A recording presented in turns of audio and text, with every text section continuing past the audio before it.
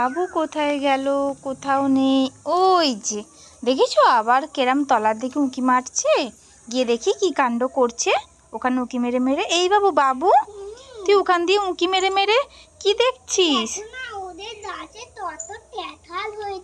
হ্যাঁ, ক্যাঁঠাল গাছে তো ক্যাঁঠাল হবে, কিন্তু কই রে বাবু, একটাও তো ক্যাঁঠাল হয়নি এবছর। নিচে হয়েছে? কোথায়?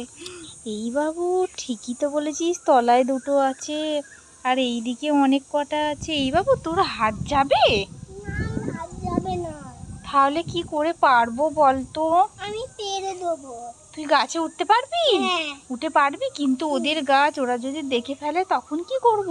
কিচ্ছু হবে না। কিচ্ছু হবে না? ওরা কেউ নেই নাকি? না।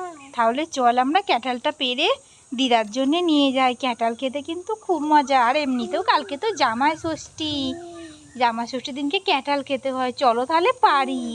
তুমি হাত বাড়াও, আমি তোমাকে ধরছি, ঠিক আছে? নাও নাও, হাত বাড়িয়ে পারো।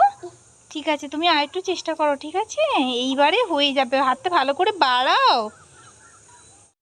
বাবু, সেই যে তুই ক্যাঁঠাল পাচ্ছিলিস গাছ থেকে, আর এইটা পেরে এনেছিস? ওরা দেখতে পাইনি তো? বেশ বড় আছে, পেকে গেছে মনে হচ্ছে। কাঁটা চ চ তাড়াতাড়ি করে আমরা ভেঙে খাই।